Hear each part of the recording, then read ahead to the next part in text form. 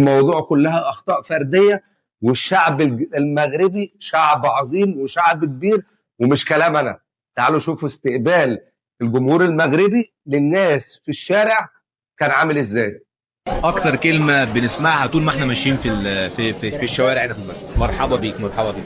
اهلا وسهلا بك في المغرب. شكرا، الله يحفظك حبيبي، الله يحفظك. مرحبا بك عندنا في المغرب. الله يخليك. مصر ام الدنيا، احلى ناس واحلى اهل. مرحبا بكم في الصويره.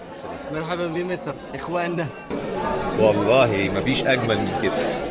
طلعت على الخطه والله لا طلعت على سمعت الصوت ديالكم وطلعت. الله يخليك. راه كيجيو الناس كلشي تيجي من جميع انحاء العالم، ولكن سمعت اللغه المصريه او كفايه كده عشان ما اطولش عليك بعد اذنك.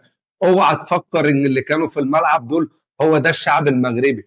اوعى تفكر ان ابراهيم وحسام حسن هو ده الشعب المصري.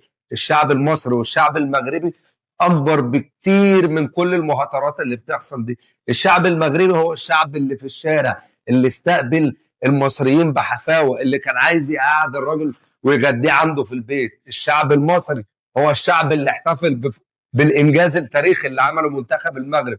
هو الشعب المصري اللي هيحتفل بكره، وبفضل الله انا اولهم، لان لا للفتنه لا للتعصب.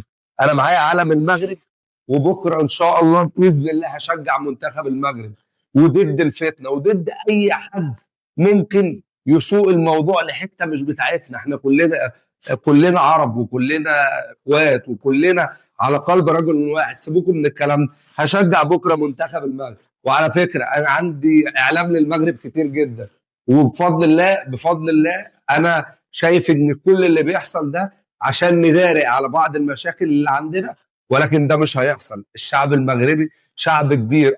كان في بعض التصرفات اللي مش مقبوله اللي حصلت في الملعب، ولكن هرجع اقول لك ان الشعب المغربي هو اللي قابلناه في الشارع، هو اللي احتفل مع الجمهور المصري، هو اللي كان عايز يشيل الجمهور المصري من على الارض شيل. بلاش يا شباب السوشيال ميديا تنساقوا ورا بعض الامور اللي ملهاش لازمه. بلاش واحد قاعد ورا الموبايل عمال يكتب كلام ملوش 30 اي لازمه. الكلمه اللي بتقولها هتتحاسب عليها. تحيه من القلب لكل اخواتنا المغاربه باستثناء الكام واحد اللي كانوا موجودين في الملعب. تحيه لكل واحد استقبل الكابتن حسام حسن بالزغاريط وكل ده شفناه. مفيش حد ممكن يدلس الحقيقه، مفيش حد ممكن يضيع الحقيقه. شفنا الاستقبال في الفندق، شفنا الحفاوه، شفنا كل الكلام ده. حاجه عظمه. شكرا جمهور المغرب، شكرا القياده السياسيه في المغرب على الاستقبال الجميل.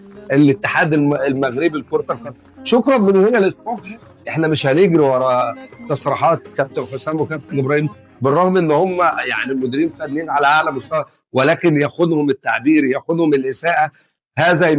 الكلام ده يمثل نفسه بس. الكابتن حسام حسن والكابتن ابراهيم واي واحد من الجاليه المصريه اللي كانت موجوده او الجهاز الفني او اللاعبين، هو بيمثل شخصه.